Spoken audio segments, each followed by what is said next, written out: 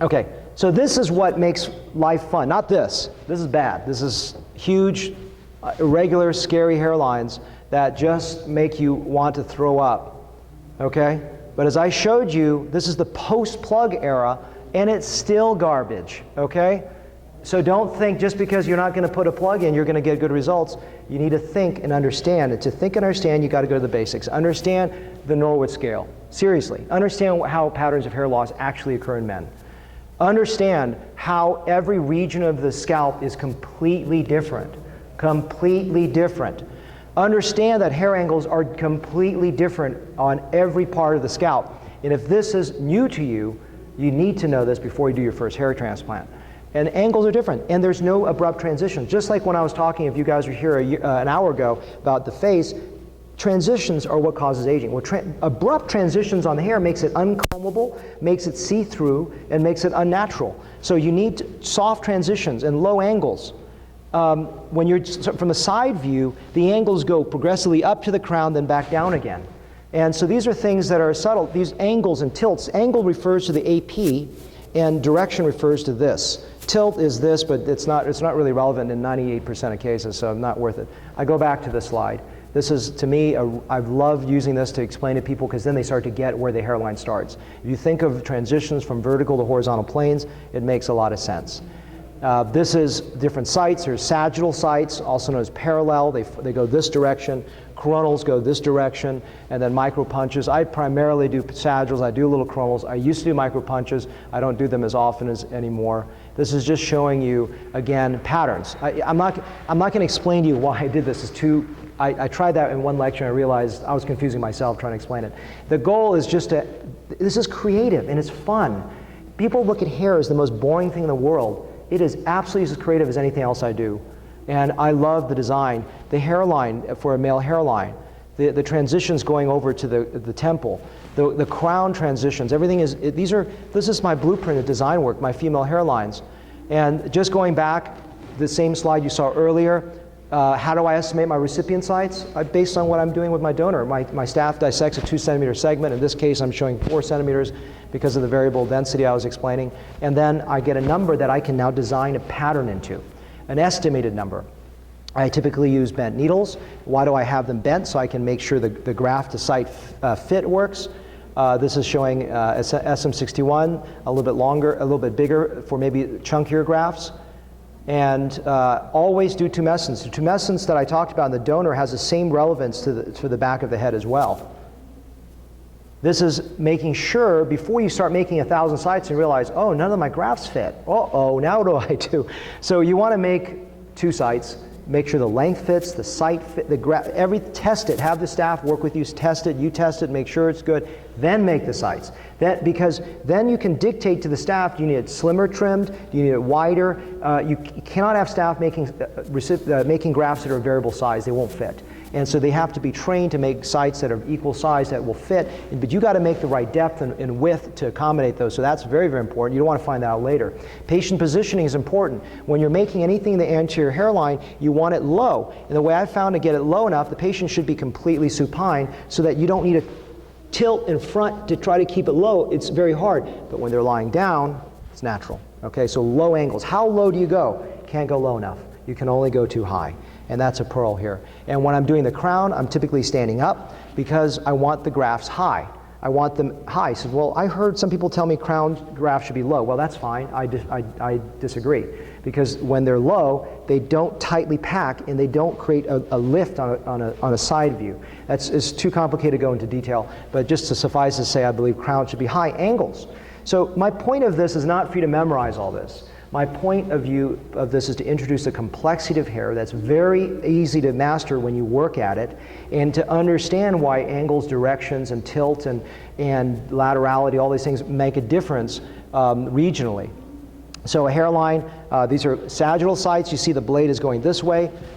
These are just showing you a quick video of my refining a hairline. I'm just finessing some there. I'm coming back making some sentinel hairs, tightening up my 1 hairs, then going back and making some sentinel hairs there, make another sentinel, make another site, now tightening up my hairline. And this is how my brain is going through it. This is coronal sites that are further back. The coronal sites, go and play that for me. if you could, Carlos. I use coronal sites because it helps my staff know when I'm making a 2-hair site versus a 3-hair site. My 3-hair sites are typically coronals, and the reason for that is simply because I would like, hopefully it's not too complicated, a coronal site has a benefit is that when the hairs are this way, they can tilt up a little bit. And when they're down like this, they splay and create a better angle control. And when you have a 3-hair graft, when they're splayed this way, they actually create more shingle on the scalp. Okay? Why do I do sagittals then? Sagittals I like because it creates better directionality. And when I'm doing a hairline, I control the directions, much easier to design that site, easier to place, and I think I get more control on the hairline when I do sagittal sites. Now, some people do all coronals. Some people do all sagittals. Sometimes I do all sagittals. It doesn't really matter. I'm not here to try to teach you how to do a sagittal coronal, but to tell you the tools and the complexity of what goes into a hair transplant. Those are the objectives. So here's a step-by-step schematic, which we'll reinforce with photos. So I start the macro hairline, then I come back, do a first pass of 1-hair sites to regularize that line. You don't want a straight line.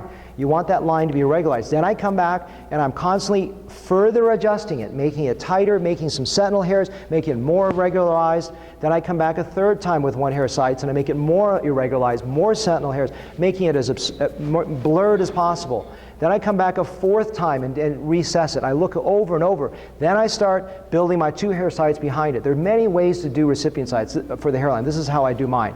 Then I build more 2-hair sites, and then for the central forelock, I typically like 3-hair sites coronally, but not always. So this is just an idea. This is showing you now the actual lines that I'm drawing with a hairline zone. I'm making some 1-hair sites sagittally. I reinforce, make some sentinel hairs. Sentinel hairs are the hairs that are standing by themselves, like floating islands. Then I reinforce it further, start making my 2-hair sites, and then I build into my 3-hair sites.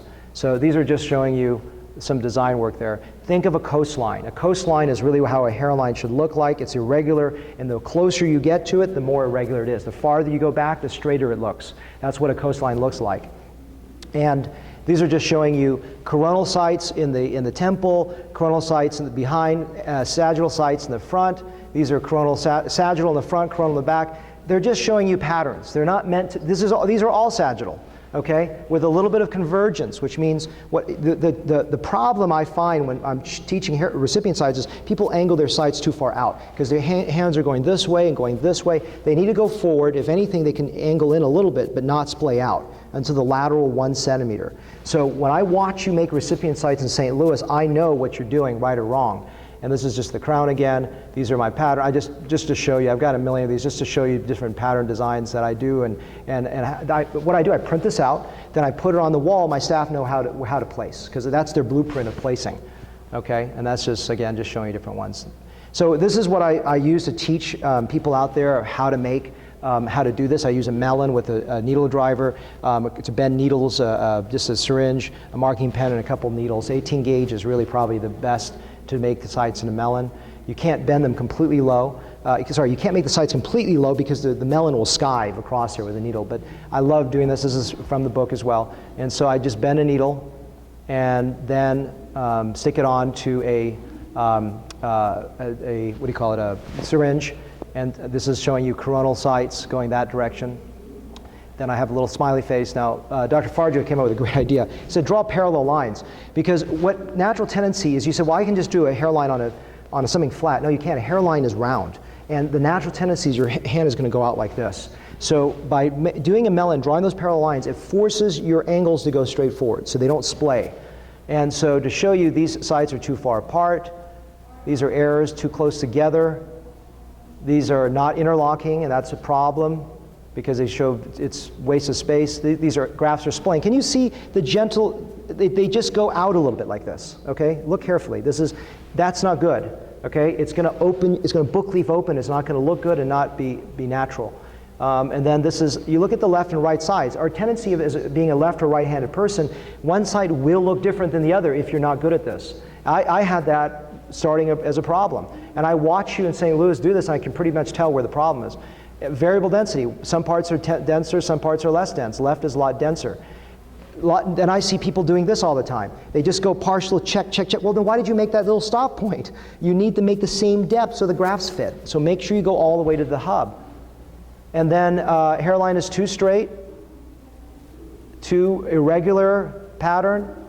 So this is showing that same thing for the 3rd time using a melon. I make a first row, then I make a second row, irregularizing and tightening up the hairline. These are all 1 hair, quote unquote. Make some 2 hair grafts, so to speak, or 2 hair sites, fixing small gaps. Sometimes I make little errors. I come back and fix them myself.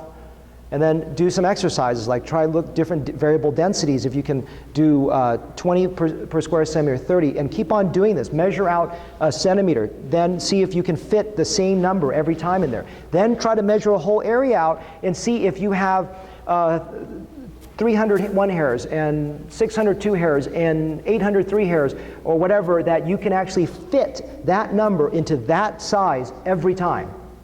Okay, that's hard because you don't want to run out. If you have an estimated 2,000 grafts and you're at 2,000 grafts, you only filled half the area, what are you going to do now? So you don't want to get in the OR and get that situation. You want to practice so you get consistently the right amount, the right number in that area. This is showing you crown work, same thing, draw a crown and then start making sites from the center out. And a crown is advanced. I would not start with crowns. But this is just a model. This is showing a different crown and that's it.